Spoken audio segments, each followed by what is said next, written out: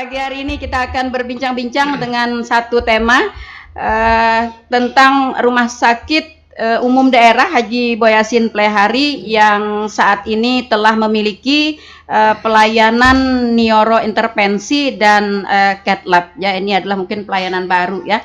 Ya, saudara pendengar, sebagaimana kita ketahui bahwa Rumah Sakit Haji Boyasin Plehari adalah rumah sakit kebanggaan kita.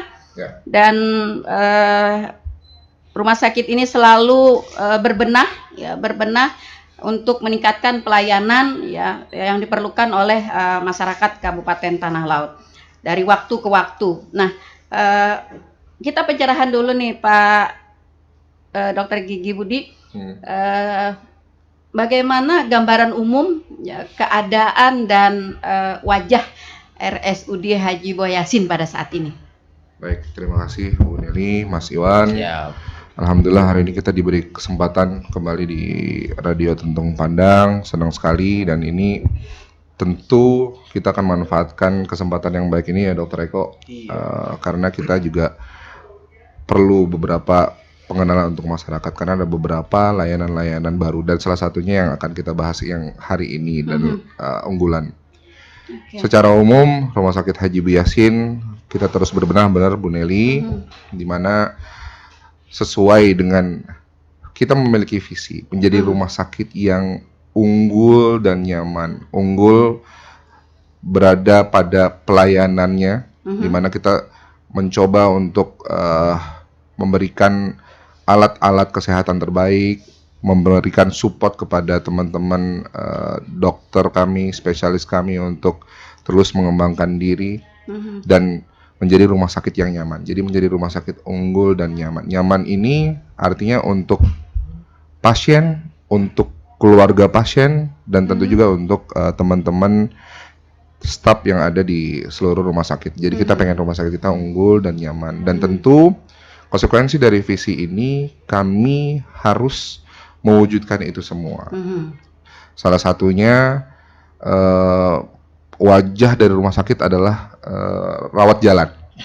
Okay. Rawat jalan sekarang mungkin bisa dibandingkan dengan yang dulu ya Dokter Eko. Kita coba berbenah untuk senyaman mungkin, agar semua pengunjung, pasien dan keluarga pasien itu bisa menunggu dengan nyaman. Dan juga kita berusaha sekarang akses jalan juga sudah nyaman. Betul. Karena sudah beraspal. Mungkin kapan pian terakhir ke sana mungkin bisa dan kita tidak menghalangi kok. Tidak hanya untuk berobat kalau ke rumah sakit karena banyak spot-spot yang bagus buat foto juga Bu Nani. Jadi silahkan nanti mungkin kita akan cukup instagramable lah. Dan banyak pelayanan-pelayanan yang memang kita akan sampaikan ke depannya terkait dengan pelayanan. Jadi secara umum Rumah Sakit Haji Boyasin sebagai komitmen kami kita akan memberikan kenyamanan untuk pasien dan keluarga pasien dan juga untuk kami di dalam tentunya, dan kita berusaha untuk meminimalisir segala keluhan-keluhan dari pasien dan kita sebagai manajemen di rumah sakit, sebagai seluruh di sivitas di rumah sakit, kami berkomitmen segala keluhan kita akan coba untuk responsif untuk menanganinya. Dan itu memang bagian konsekuensi dari kami yang pelayanan itu sangat-sangat wajar sekali, dan tentu masukan-masukan dari masyarakat yang membangun itu kami perlukan dari untuk mereka yang sudah pernah merasakan pelayanan.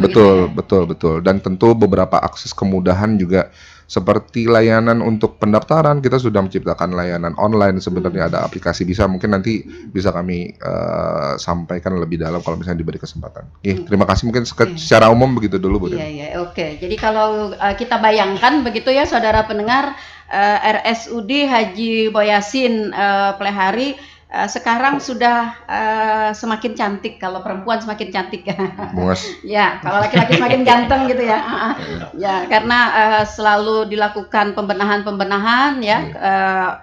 Bahkan juga tadi disampaikan oleh Pak Budi, bukan hanya orang yang mau berobat yang datang ke Rumah Sakit Haji Boyasin, tapi juga mungkin bisa melihat spot-spot foto, kemudian juga melihat kondisi-kondisi anggaplah seperti kayak rekreasi gitu. Iya, oke, baik Pak Budi tadi disebutkan salah satu andalan kita adalah rawat jalan ya yang sudah semakin perluas jangkauannya seperti ada pendaftaran secara online tadi. Nah, lalu bagaimana Pak Dokter dengan rawat inap? Ada berapa kamar kita yang kapasitas kamar kita yang dapat dipergunakan? Nah, soalnya pada beberapa waktu yang lalu ada penyampaian juga dari kawan-kawan tuh rumah sakit kita full gitu, jadi tidak bisa menerima pasien rawat inap. Ini bagaimana kondisinya rawat inap kita? Memang seperti yang disampaikan Bu Nelly, karena memang kasus DBD ya Dokter Eko ya. Sekarang kasus DBD ini masih sampai hari ini itu masih banyak, masih semarak ya. Masih semarak. Iya. Dan kesempatan ini berarti bagus kami sampaikan bahwa menghimbau untuk teman-teman di masyarakat bahwa mencegah itu tentu lebih baik. Betul. Mungkin sekalian ulun sampaikan lah dengan kondisi ada benarnya. Jadi memang kondisi dengan 185 tempat tidur. Jadi 185 tempat tidur itu tetap ada beberapa kita spare untuk jaga-jaga untuk COVID, Bu. Dan itu memang dari peraturan Menteri Kesehatan ini harus ada. Jadi ada sekitar 185 tempat tidur di Rumah Sakit Haji Ibu Yasin, dan memang kebanyakan kasus DBD ini yang cukup sampai menyita dan ruang VIP kita yang 9 kamar ini juga penuh juga terus. Makanya mungkin tahun ini kita akan ada, insya Allah nanti ada peningkatan untuk kamar yang VIP dan juga VVIP. Oke. Untuk menjawab itu. Iya, masih menyoal di rawat inap nih Dokter. Ada banyak penyampaian juga dari masyarakat kita. Tadi kan visi kita ya rumah sakit unggul dan nyaman. Lalu di rawat inap, kamar-kamar atau lokasi dari rawat inap ini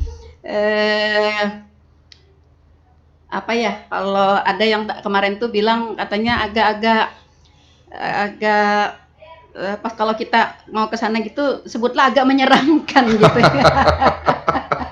Ini apa karena memang letaknya kah atau memang susunan kamarnya atau bagaimana gitu? Baik, pertama mungkin ini sangat subjektif ya. Jadi sangat subjektif dan ini terima kasih masukannya. Iya. Menyeramkan entah nanti lampu-lampunya atau bagaimana, tapi ini masukan buat kita. Nanti kita bikin lorong-lorong. Memang rumah sakit Haji Ibu Yasin ini salah satu rumah sakit terbesar, Bu. Maksudnya bangunannya besar. Iya. Bangunannya karena besarnya itu mungkin ya. Bangunannya sangat besar dan yakin juga Dokter Eko kalau visitase gitu kan lumayan ya olahraga. Iya. Kami juga dan ini sampai 5 kan. Nanti kita lantai 6 kita kita aktifkan insya Allah tahun ini. Dan ini masukan yang bagus. Mungkin lorong-lorongnya itu yang dimaksud ya. Dan mungkin terkesan sepi mungkin karena memang jarak dari rawat jalan itu ke ke ruangan bangsal rawat inap itu. Tapi justru itu bagus sebenarnya. Karena tentu pasien-pasien kami memerlukan ketenangan, kenyamanan dan kalau bisa kita lihat lagi itu sangat bagus banget pemandangannya di situ dikelilingi oleh gunung-gunung. Makanya saya bilang view-nya gitu ya. View-nya bagus banget. Oke. The best lah kalau ulun beberapa kali ke teman-teman rumah sakit di daerah belum punya tuh yang view-nya yang sekeren Haji Ibu Yasin yang benar-benar dikelilingi oleh gunung. Tinggal memang nanti dari PR kita aja sih bagaimana tadi yang menyeramkan lorong-lorong tadi kita kasih apa mungkin ya di situ ya. Biar kasih lighting atau suruh Mas Iwan main drums itu kan nggak mungkin ya. Aduh. Ataukah mungkin karena ini juga katanya ada banyak ruangan-ruangan yang belum terisi atau belum termanfaatkan begitu Dokter? Kalau 1 sampai 5 sudah Bu. 1 sampai 5 tapi memang ada ya saking banyaknya ruangan kayak ruangan bawah itu memang kosong karena memang spare untuk COVID. Jadi memang kesannya seperti ruang, tapi semuanya sudah kita manfaatkan sampai lantai 5. Oke, baik.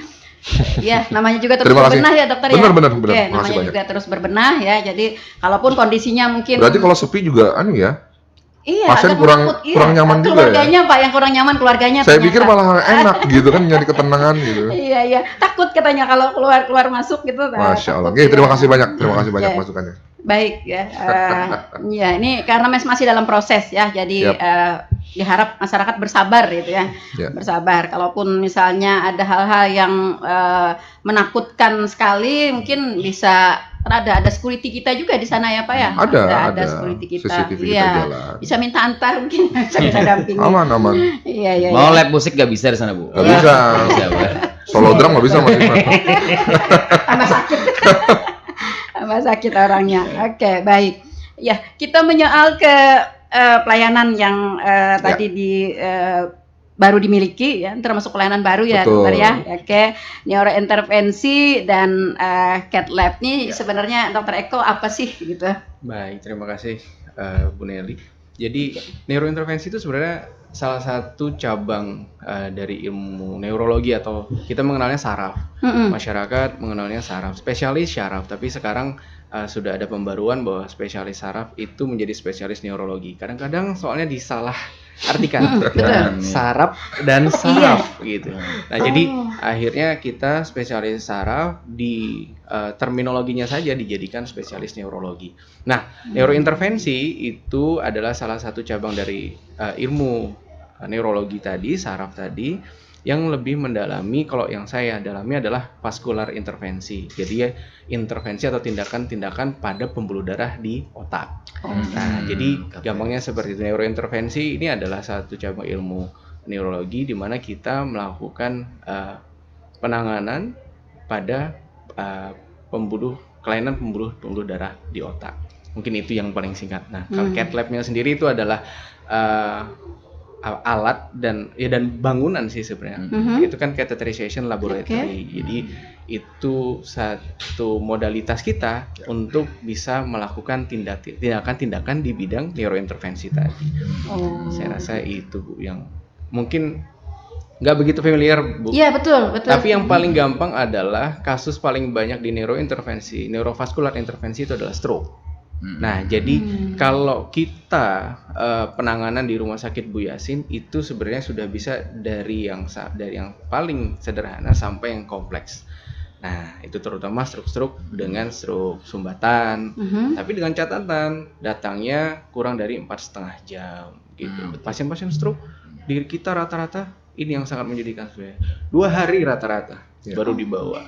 Jadi sudah terlambat untuk penanganan itu. Bau urut dulu jelas. Bau urut dulu. Biasanya bau urut dulu hanya ke dokter. Nah, ini coba nanti kita akan mengusahakan merubah mindsetnya, kita balik. Jadi, ketika ada stroke, segera ke rumah sakit. Lokasi ke Rumah Sakit Bu Yassin. Nah, jadi kita tangani dulu, gasan bau urut kena belakangan. Kita balik seperti itu. Tapi ini perlu usaha yang masif dan tentunya tidak hanya dari rumah sakit saja, nanti kita juga akan lintas sektoral. Sebenarnya bukan lintas sektoral juga dong ya, karena kita dalam satu lingkup gitu. Nanti dengan puskesmas, dengan mungkin dengan perangkat desa dan misalnya ada ambulans desa gitu, kita juga perlu. Oke, Dokter Eko, pencerahan dulu nih buat masyarakat kita ya, buat para pendengar kita yang termasuk terkategori penyakit saraf yang disebut tadi dokter neurologi ini, apa saja? Apakah stroke doang gitu, atau misalnya persendian, sakit-sakit sendi, atau bahkan mungkin juga kalau bahasa Banjarnya tuh dokter rengkot masuk juga gitu. Ini gejala rengkot gitu dokter. Iya, sebenarnya kalau neurologi secara umum kita terpisah lagi dengan neurointervensi. Kalau neurointervensi itu kan sudah spesialisasi. Kalau neurologi secara umum itu penanganannya selain tadi gangguan di vaskular pembuluh darah otak, kelainan otak lain juga termasuk, misalnya infeksi, tumor otak misalnya. Gejalanya apa? Yang sering misalnya sakit kepala yang tidak seperti biasa, nyeri kepala yang berat, kemudian atau nyeri kepala sudah dalam jangka waktu lama, Panjang gitu ya, tidak berkurang dengan obat-obatan, disertai atau dengan misalnya dimakannya gangguan obat ampi sebentar, enggih. nanti kambuh lagi gitu. Iya, nah itu lebih baik diperiksakan.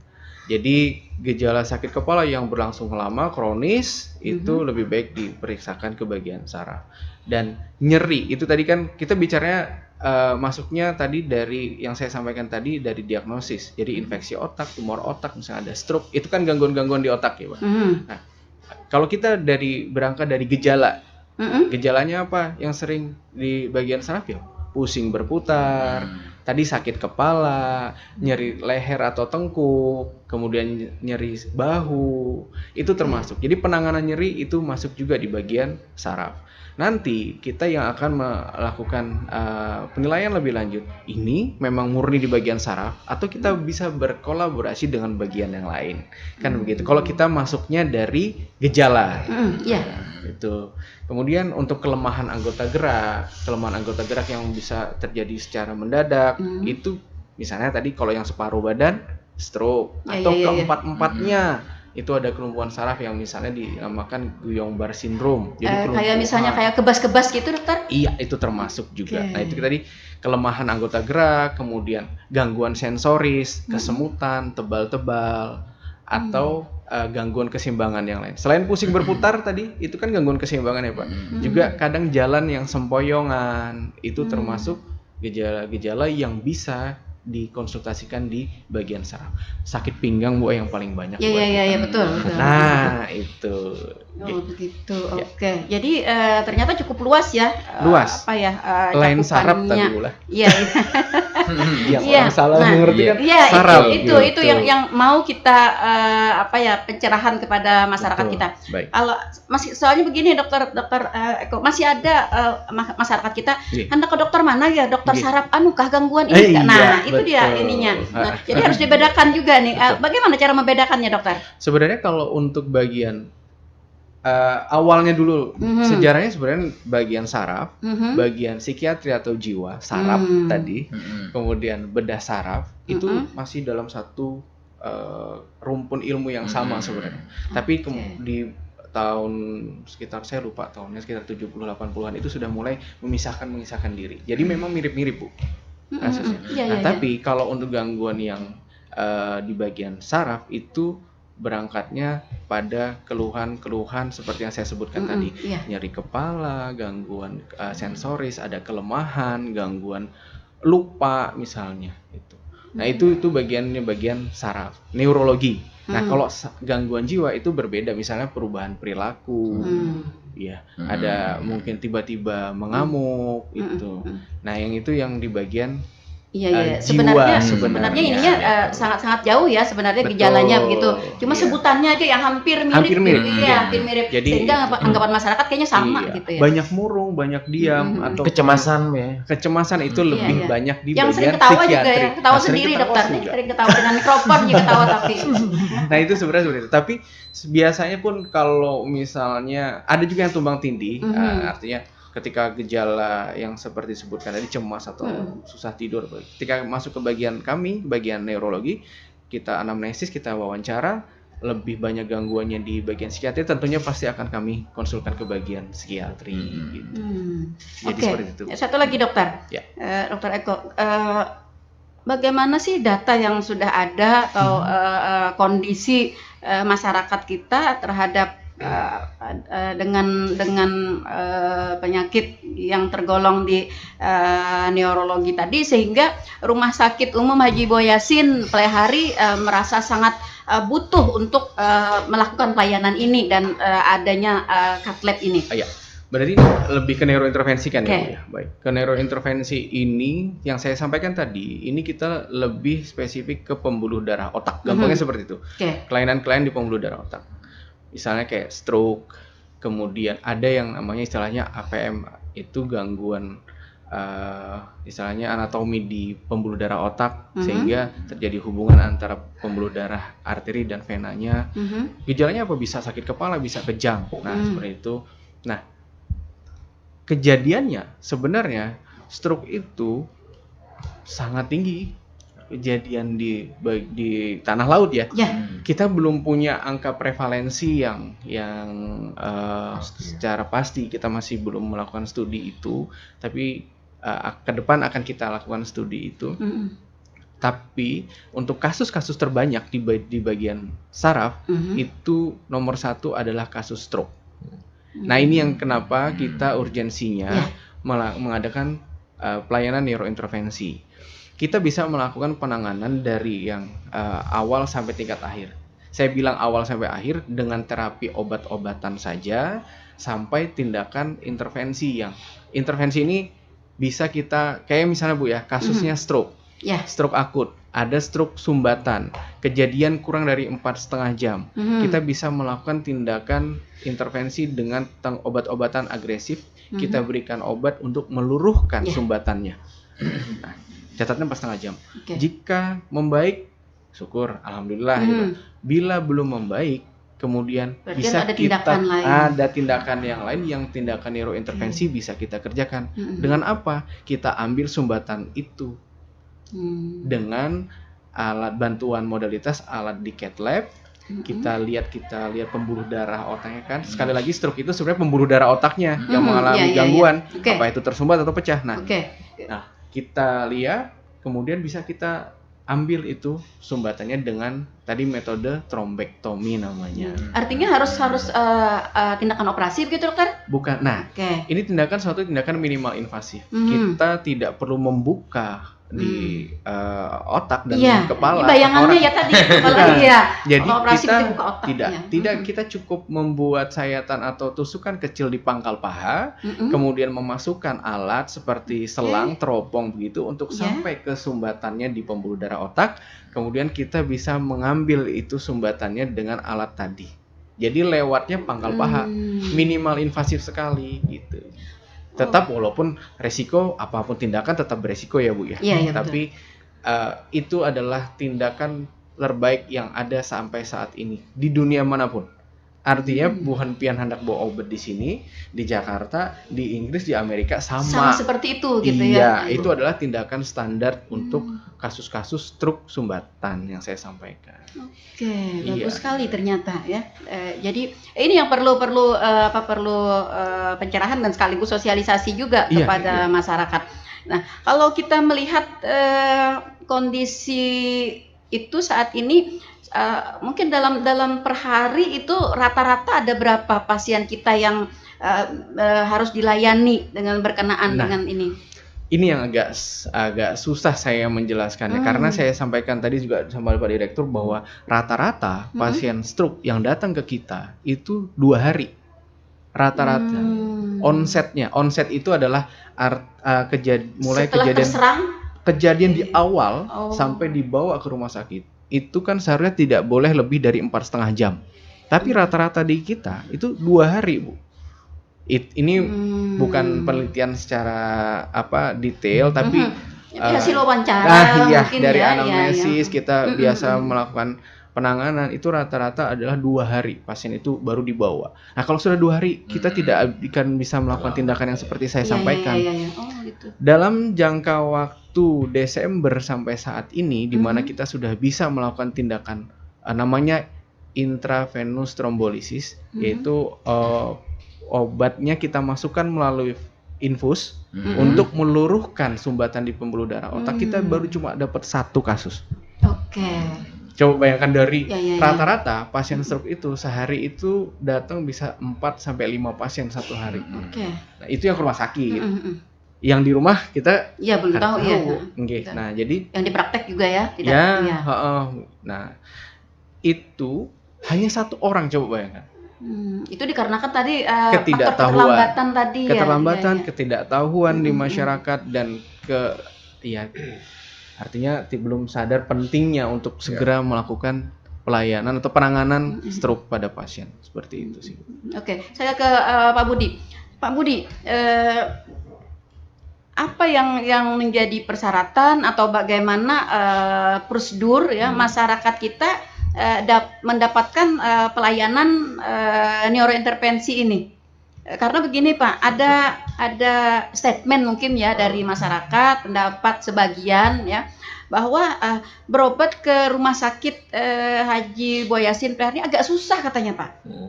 Prosedurnya begitu. Nah, apa benarkah atau bagaimana? Atau memang aturan prosedurnya seperti itu? Atau memang karena status dari rumah sakit kita harus seperti ini begitu?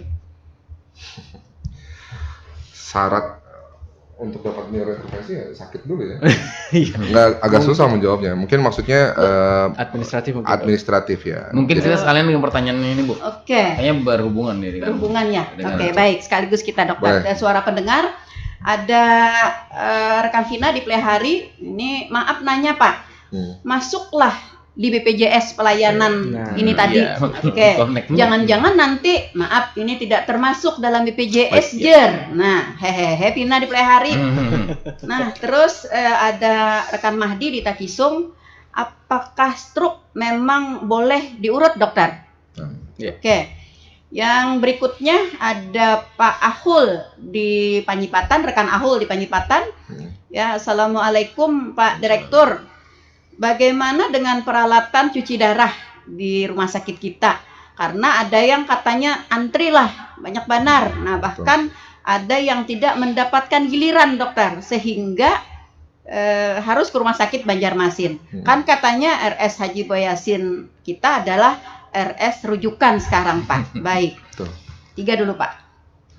Oke, terima kasih pada penanya yang pertama terkait dengan administrasi untuk BPJS ya. Oke, pelayanan ini tadi. Baik, mungkin kami sampaikan di sini untuk Cat Lab. Ini tahun ini kita akan menyelesaikan administrasinya agar nanti bisa terklaim dengan masyarakat bisa menggunakan BPJS Kesehatan atau JKN KIS ya sebenarnya ya. Bisa menggunakan JKN KIS, bisa menggunakan atau kartu BPJS itu. Tapi kami sampaikan untuk sementara ini layanan ini sebenarnya sudah dibuka ya Pak Eko ya. Iya. Sebenarnya sudah bisa dibuka sementara untuk pasien umum. Sementara karena untuk administrasi agar syaratnya bisa masuk dalam persyaratan yang terdaftar bisa diklaim dengan BPJS ada beberapa persyaratan yang harus kami siapkan dan di tahun ini begitu ya? harus dipenuhi. Oke. Dan ini kami siapkan tahun ini mudah-mudahan karena ada beberapa rumah sakit juga kompetitor yang ingin Pelayanan. ini karena pelayanan ini termasuk pelayanan yang berbiaya mahal memang berbiaya mahal dan tentu beberapa rumah sakit juga mengincar. Nah, mudah-mudahan rumah sakit Bu Yasin kami juga maksimalkan insya Allah ini tertanggung dalam BPJS itu yang pertama. Jadi jawaban dari Bu Vina apakah ini nanti akan ditanggung oleh BPJS? Jawabannya iya. Iya. Karena di dalam peraturan BPJS Permenkesnya juga ini masuk dalam yang dibiayai pelayanan kesehatan yang dibiayai oleh BPJS Kesehatan termasuk. Oke, iya. Cuman untuk sementara yang masih belum. Masih ke umum ya. Masih karena memang baru dirilis dan kita masih baru launching juga Pak ya. baru launching. Kapan mulai, Pak? Sudah mulai sebenarnya. Iya, Desember kemarin. Sudah berapa? Oke. Desember kemarin Baik. kita launching dan sementara ini mungkin untuk pasien-pasien umum kita sampaikan. Dan Cat Lab ini mungkin sebelum ke pertanyaan berikutnya ya. Cat Lab ini sebagai informasi yang memiliki Cat Lab ini cuma 3 ya Pak Eko ya di Ulin. Iya. Di rumah Untuk sakit Ulin. daerah cuma 3. Rumah sakit Ulin, Rumah sakit Ansari Saleh sama kita. Jadi Kalimantan Selatan ya. Kalimantan Selatan. Duanya Oke. adalah rumah sakit provinsi. Nah, yang RSUD kota sama kabupaten itu cuman kita. satu-satunya. Dan Luar kita biasa. di sini kami menyampaikan terima kasih juga buat Pemda Tanah Laut ya. Ini baik itu eksekutif, legislatif yang semuanya mendukung karena untuk modalitas ini cukup mahal sebenarnya dan kita didukung ini karena dapat data pasien-pasien stroke itu cukup banyak. Itu yang pertama. Jadi rumah sakit Haji Boyasin itu punya keunggulan di situ. Makanya kita layanan unggulan kita di sini. Dan informasi juga Dr. Eko ini adalah neurointervensi pertama di Kalimantan Selatan. Jadi betul Iya. nomor 1 di Kalimantan Selatan. Jadi Ulin juga sampai sekarang sudah ada Ulin. Cuman yang pertama junior beliau itu di Ulin. Nah, jadi mudah-mudahan Berbangga kita ya. berbangga Bu. Oke, betul. Di sini Dan aja Pak ya. makanya jadi mungkin nanti untuk rujukan itu yang pertama. Jadi ulun jawab apakah nanti ini akan ditanggung oleh BPJS? Akan ditanggung. Iya. Terus yang kedua tadi terkait Stroke bolehkah diurut? oh nanti mungkin dokter Eko aja itu ya. Oke. Kayaknya ketiga dok ya. Yang ketiga. Yang ketiga aja mungkin ya. Iya. Terkait apa tadi? Alat cuci darah Alat tadi cuci ya. darah. Nah baik, nah mungkin alat cuci darah ini seperti yang disampaikan, ini kita ini sudah nambah nih jadi 10. Jadi 10 dan 10 itu kan satu harinya satu bed itu bisa untuk 2 pasien. Jadi memang yang antri untuk kami mungkin sampaikan juga untuk yang antri untuk hemodialisis atau cuci darah ini ada 50 orang dokter itu. Banyak sekali dan bukan berarti kami tidak mau karena memang alat-alat untuk bednya ini harus menyesuaikan dengan SDM-nya. SDM-nya ini pelatihannya juga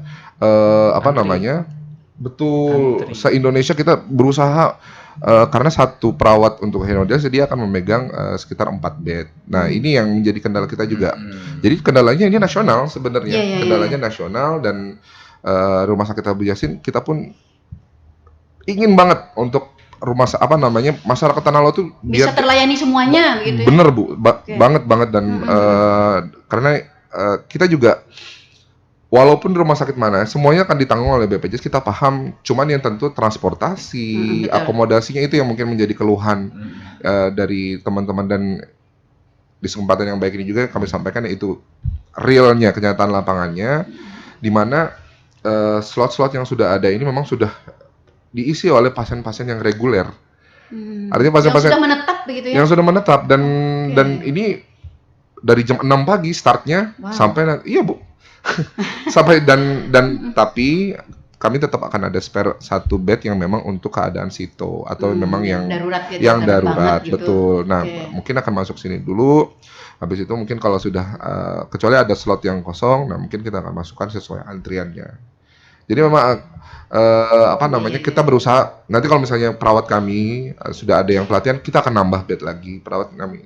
Dan kenapa nggak pelatihan aja banyak-banyak? Ini terkait dengan slotnya. Banyak hal yang harus banyak sekali kita nyari-nyari di Indonesia dan ulun juga cukup cukup geram juga dengan beberapa kok bisa padahal ini urgent gitu begitu dan ya mudah-mudahan bisa dipahami dan tentu kami dari dari rumah sakit tentu Dr. Eko juga mungkin kita tidak pengen lah menyusahkan orang lain dan tentu kita pengen masyarakat di sini semua kita pengen semuanya nyaman kita pengen semuanya bisa tertangani cuman ya kenyataannya seperti itu karena memang kalau untuk prosedur atau proses cuci darah ini ya tidak bisa di cropping begitu dokter dipercepat atau tadi kan tiga orang sehari ya yang 1 bed iya 1 bed itu 2 orang sehari misalnya itu kan sudah 6 jam. Oh. Satu setengah hari. Dan nggak mungkin kita 24 jam mesinnya pulang, Boy. Gitu ya. Oke. Iya. Susah ya. Ya, tapi ini kemarin kan ada 5, kita sekarang nambah sudah jadi nambah 10. 5 lagi. Nambah 5 lagi. Banyak lagi. Sudah luar biasa lah ini ya. Makanya mungkin kemarin hitung-hitungan biar bisa tertangani semua mungkin bisa harusnya sampai 25 sampai 27 bed kemarin itu kita masih bisa. Mungkin nambah segitu mungkin bisa. Tapi disertai dengan SDM juga Pak ya. SDM-nya itu. Sebenarnya kalau nambah alatnya gampang banget. Iya. Nambah alat gampang. Gampang banget nambah bednya gampang bisa karena itu kerjasama kan bisa. Nah tinggal SDM-nya aja sih. Iya. Kita kan ada aturan-aturan yang regulasi yang kita nggak bisa tabrak. Iya. Dan ada prosesnya juga yang tidak bisa dipercepat ya. Betul. Mungkin satu orang pasien itu cuci darah misalnya prosesnya itu berapa lama dokter? Sekitar 4 sampai 6 jam. Oh, lama juga ternyata. Iya, tidak bisa di-cropping jadi 3 jam, 4 jam. Mungkin teknologi saya nggak paham ya. Kalau ulun sih pengennya begitu bisa 1 jam gitu, tapi kan ada SOP-nya sih. Ada SOP-nya sudah betul. Oke.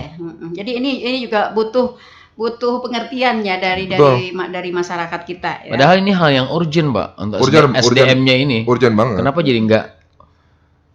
Karena pelatihannya kan senasional, Mas Iwan. Jadi kita juga mencari rumah sakit yang membuka peluang untuk itu. Nah, itu juga antri juga. Tapi mudah-mudahan nih di Februari ini kita akan ada mengirim lagi. Nah, tentu ini akan menambah spare bed lagi untuk layanan cuci darah ya. Ulun terima kasih buat masyarakat ini pertanyaannya bagus-bagus dan ini ulun sampaikan sih kita punya untuk kritik dan saran gitu ada di Kesan. Nanti mungkin bisa dibuka Instagram kita juga. RSUD Haji Bu Yasin, atau di aplikasi bisa, itu bisa di-download di Android ada, iOS ada, jadi semua platform smartphone tuh ada. Namanya Bisa, PISA. Oh, inovasi daerah tuh ya. Ya, yang kemarin menang. Oh, asik. Jadi di situ antri bisa ngelihat dokter-dokternya, wajah mau kenalan sama dokter, maksudnya dokter Eko gimana itu ada. Jangan tahu di nama aja gitu ya. Ada di situ. Gue orangnya. Di situ ini dokter Eko dan buat keluhan-keluhan juga bisa di situ. Pertanyaan-pertanyaan tadi bisa dan lu sangat senang bisa berdiskusi seperti ini. Iya, karena ini dapat jadi masukan. Betul, ulun bisa masukan. Jadi kontrol juga. Betul, gitu ya. jadi kontrol buat kita. Terima kasih banyak. Oke, dokter, stroke bolehkah diurut? Diurut, menarik sih sebenarnya. Apakah ada hubungannya memang dengan urut-mengurut? Nah ini sebenarnya untuk urut itu saya tidak pernah melarang. Boleh, tapi mungkin momennya. Yang harus segera ditangani stroke itu adalah untuk penanganan pembuluh darah otaknya. Jadi ketika ada stroke, segera ke rumah sakit. Paling gampang apa gejalanya? Senyumnya wajah peron, gerakan sesisi tubuhnya lemah, kemudian bicaranya pelo atau kulur-kulur jerong atau ngalih bepandir, kada kau sama sekali bepandir. Itu salah satu gejala stroke. Kemudian keseimbangannya terganggu, kemudian bisa pandangannya juga terganggu, pandangan mendadak, dan ini kejadiannya harus mendadak. Nah, ini gejala-gejala yang saya sebutkan ini adalah gejala-gejala stroke.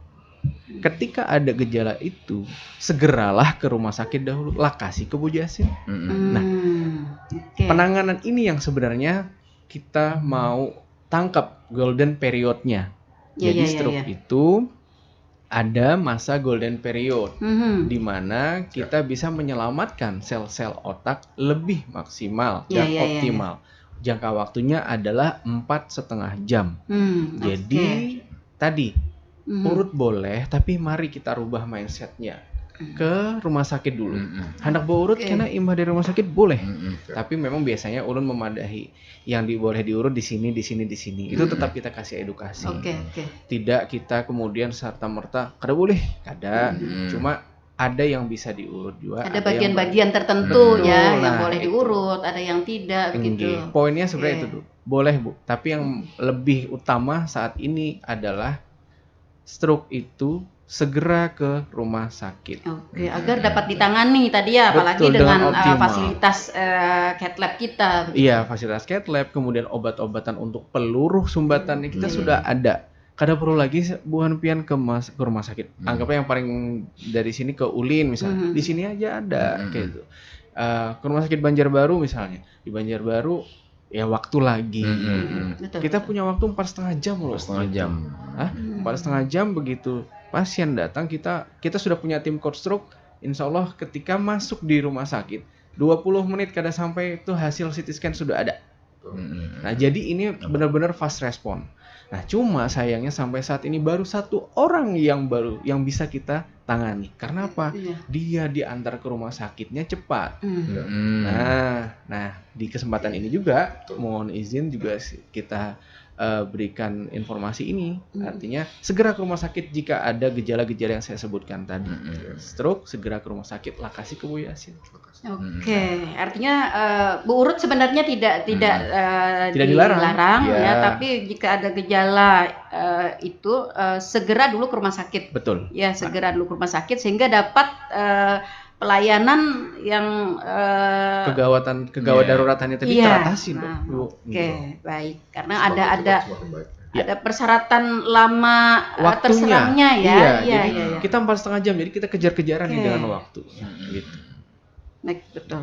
Dan kalau melihat geografisnya tanah laut semuanya kekejar ya. Terkejar. Kintap 2 jam paling ya. Insya Allah bisa. Iya kan paling ujung-ujung kita kan Ujung-ujung kita Bumi Makmur dengan akses jalan saya rasa sudah Sudah, bagus. ya, bagus. ya, ya. Belum lagi kita kan punya armada masing-masing desa itu ada Ya, betul. ambulan desa. Betul. Oke. Kemudian sekitaran Plehari ada yang namanya PSC. Iya, benar-benar. Iya kan? Nah, ini yang kemudian nanti satu lagi, ambulan puskesmas, jangan dilupakan ya kan, Dok? Nah, Betul. ini yang sebenarnya mau nanti kami elaborasi, kami kolaborasikan, kita optimalkan sehingga pasien itu dari tempat rumahnya, mungkin dia nanti ke puskesmas, dari puskesmas itu segera melakukan koordinasi ke rumah sakit dan kita bisa menangani pasien itu. Minimal kurang dari 4 jam ya. Iya, 4 jam masih bisa lah kita kejar. Oke. Tapi kalau bisa lebih cepat, kenapa tidak? Apalagi di jalan dikawal relawan, Bu ya. Nah,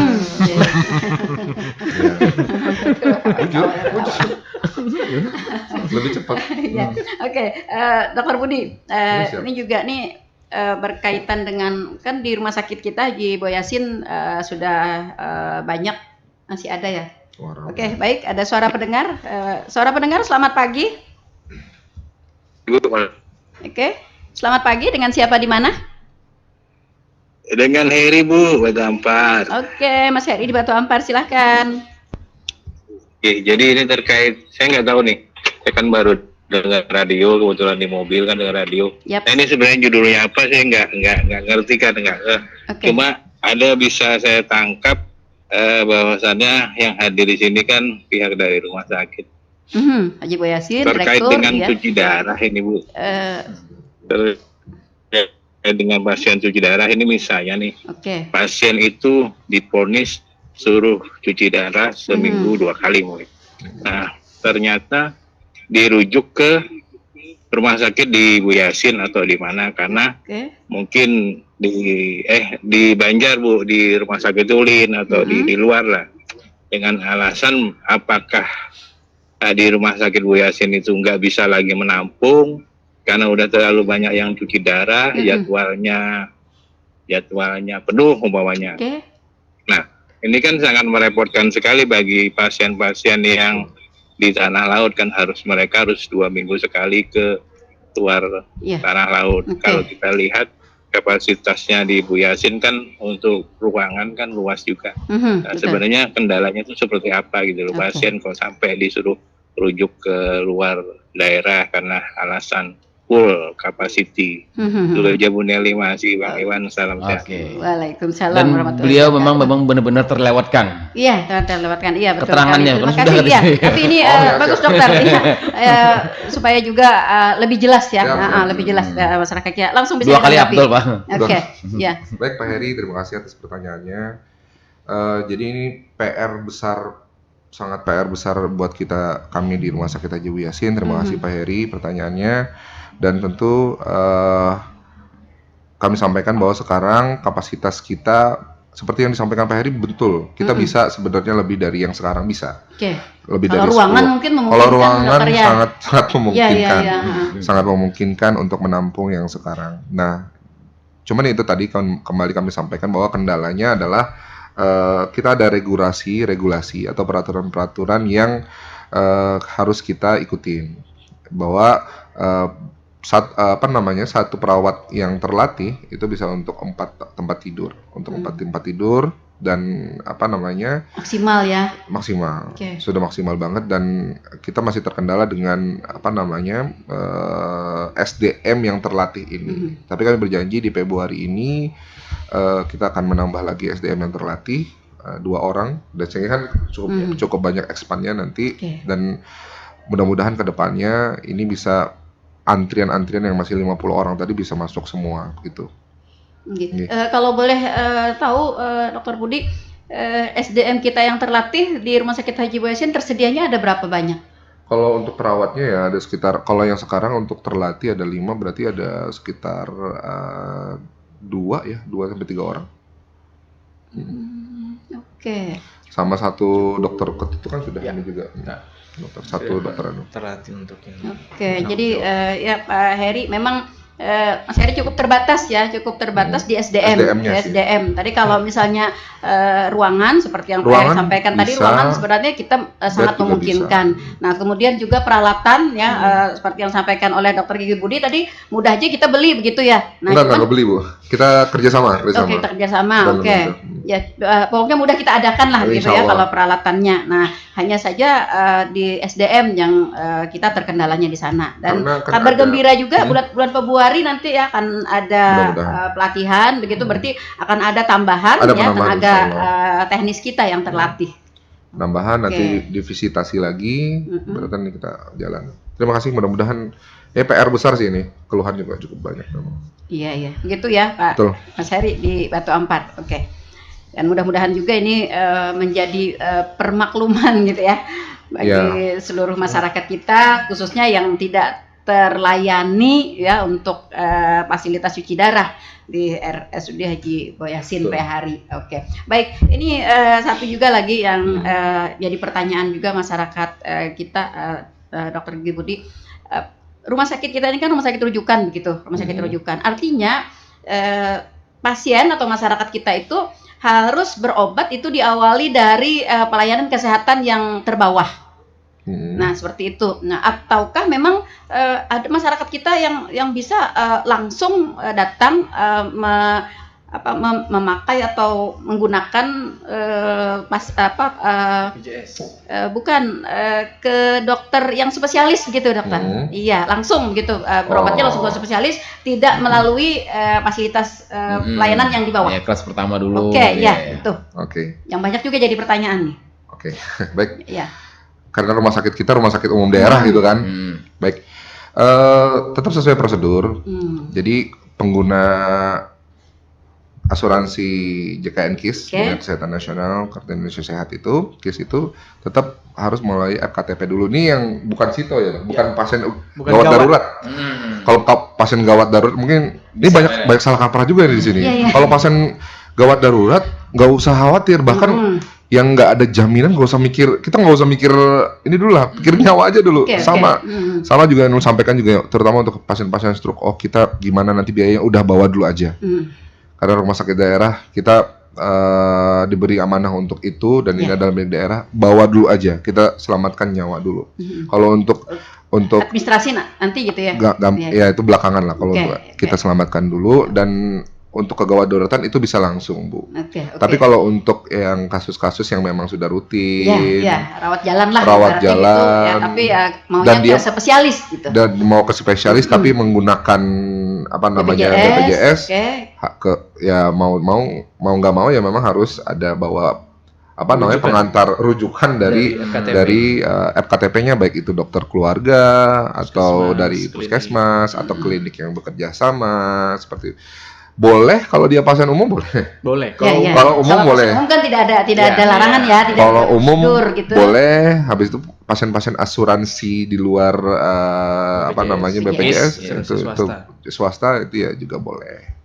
Oke, karena langsung begini, maksudnya boleh. Iya, karena begini biasanya ada anggapan juga dari masyarakat kita nih, dokter, untuk mendapatkan pengantar atau apa yang dari puskesmas itu, rujukan itu agak-agak susah katanya. Jadi di puskes itu kan harus di layanan terbawah itu harus diobati dulu gitu ya, diobati, kita nunggu habis obat nanti kontrol lagi gitu, masih belum dikasih dokter. Jadi mungkin nanti ini kita kolaborasi ya jawabannya ya. Nanti dokter Eko secara medisnya, Ulun secara administratifnya. Jadi kalau secara administratif nih ya, setahu Ulun ya, sepengetahuan karena Ulun dulu juga sebelum di rumah sakit di dinas kesehatan ya. Setahu Ulun sangat mudah, Bu. Prosesnya sangat mudah, bahkan rujukannya sekarang udah nggak paperless banget, bisa di handphone aja juga bisa. Tapi masyarakat kita masih perlu surat sih biasanya. Itu pun diprintkan sama teman-teman puskesmas. Kalau persyaratannya cukup dan memang layak rujuk, itu pasti dikasih rujukan, Bu. Ada istilahnya, dan karena di puskesmas itu ada apa namanya, ada penyakit yang 144 kalau nggak salah, penyakit yang memang harus terselesaikan di FKTP. Dan kalau memang tidak layak rujuk, sebenarnya ini keuntungan sebenarnya buat masyarakat. Ngapain harus ke rumah sakit? Kalau misalnya di FKTP bisa terselesaikan, nanti mungkin Dr. Eko bisa nambahkan. Jadi harus sesuai dengan indikasi medis baru. Kalau kami rasa puskesmas mudah sekali. Kalau memang itu indikasi rujuk pasti dirujuk, dan sangat mudah secara administrasi sih. Mungkin bisa nambah. Mungkin karena merasa ketidakpuasan aja biasanya dok untuk masyarakat. Pengennya langsung cool gitu loh. Pengen spesialis gitu. Oh ya, mungkin Dokter Eko mungkin bisa. Ini memang sering kali kita jumpai di poliklinik dan saya di klinik saraf Rumah Sakit Haji Bu Yasin. Banyak itu yang memang Pengen ketemu Dokter Eko kali. Itu beda. Masih sendiri ya? Udah sendiri. Udah. Oh iya. Kenapa nanya? Cowok nanya aneh banget. Biar yang lain denger gitu. Mewakili. Iya, jadi waduh bahaya nih.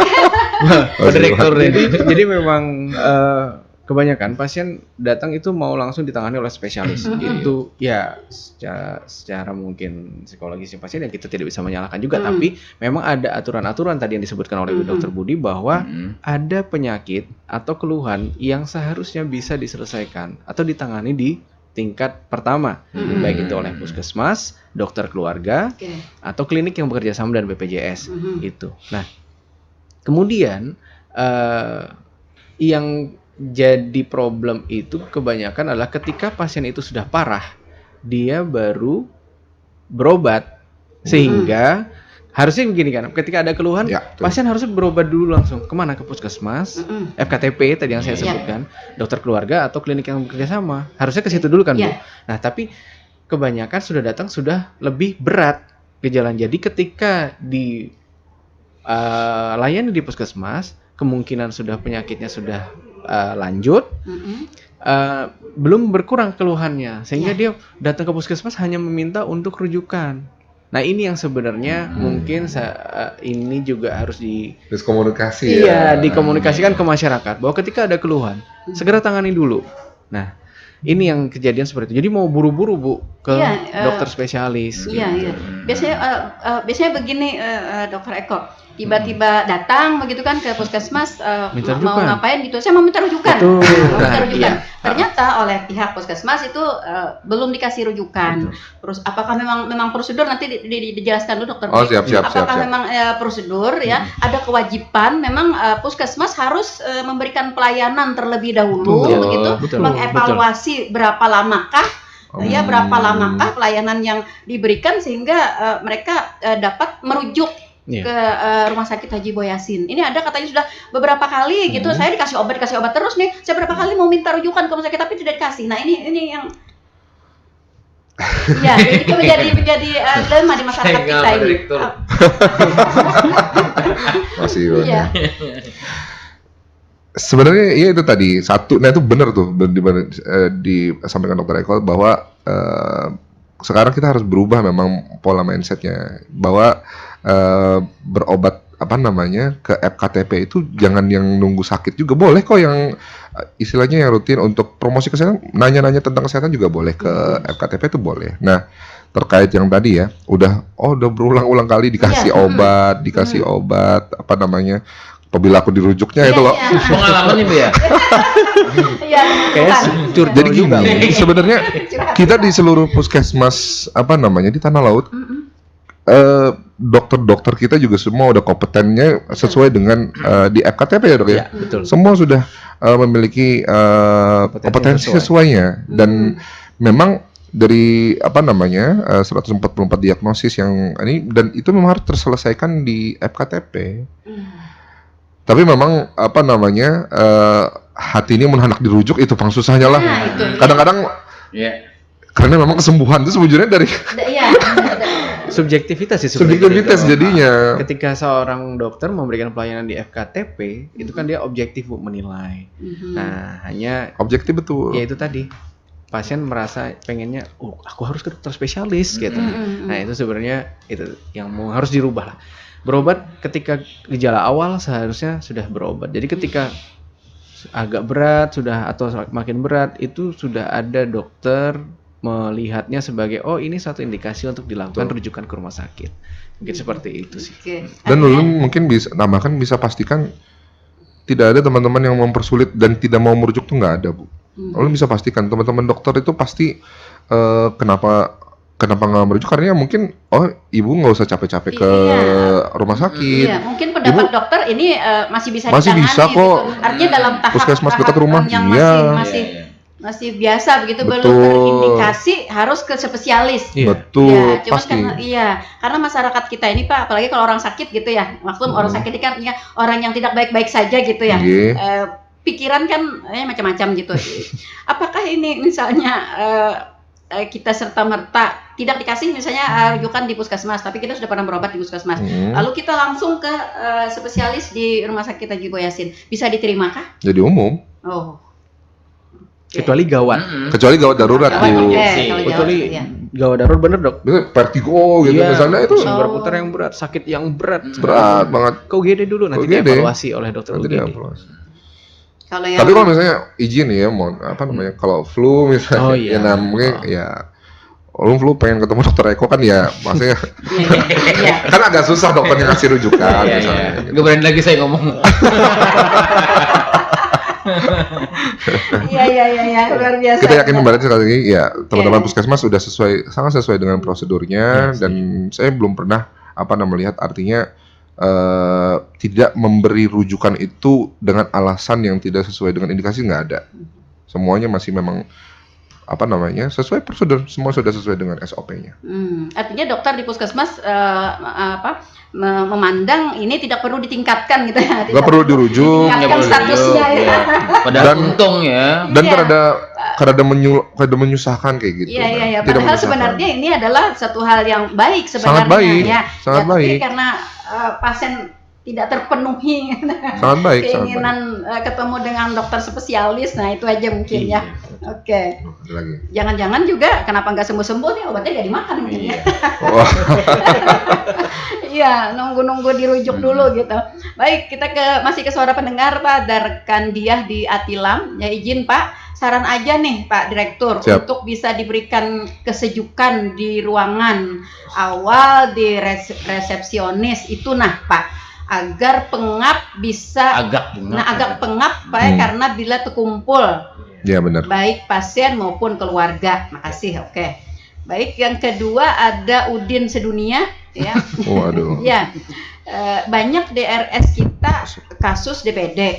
Apakah kita ini sudah bisa dikatakan KLB? Oke. Kondisi luar biasa ya.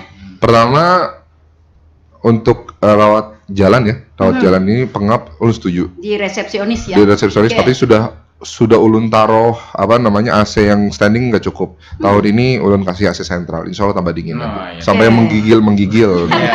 Yang belum hari itu apa ya? Yang belum Iya, enggak, itu iya. sudah kurang Mas Iwan. Masih ya? Tapi nanti ulun ganti AC yang sentral. ganti. Tahun ini insya Allah, dan memang Iya. sudah ulun fokuskan itu.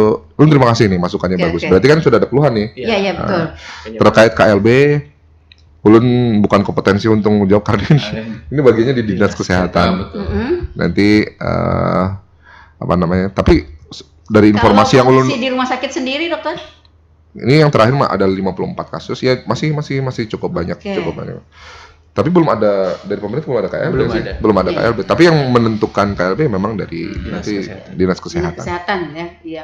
Oke, jadi rekan Udin Sedunia, kondisi KLB ini yang menentukan adalah dinas kesehatan. Tapi sekedar informasi untuk pasien DBD saat ini di Rumah Sakit Haji Boyasin Pahari memang cukup tinggi ya Pak ya. Ada ya, terakhir 54 orang sih yang Oke. dirawat. Yang penting pian 3M plus aja. Ya, itu benar. Benar. Iya Pak Udin, 3M plus ya. Ulun sedikit mungkin di sini. Kemarin kan banyak yang tentang pogging. Kalau apa nih sedikit ya betul, tentang betul, pogging. oke. Nah, pogging kan sebenarnya untuk memutus rantai nyamuk dewasa saja. Sedangkan jentik-jentiknya itu tidak berdampak kepada pogging. Nah, pogging itu nanti dari kita sendiri. Artinya yang tergenang, air yang bersih itu ya jangan biarkan tergenang. Mungkin kalau abate, nah itu mungkin ada di di puskesmas. Ada bisa diminta. Oke, gratis ya dokter ya? Gratis. Oke. Iya. Bayar mahal. Iya, betul. Gratis. Ya, baik. Ternyata tidak terasa dokter waktu kebersamaan kita sudah Zona lewat ya. Iya, di zona lewat ternyata ya.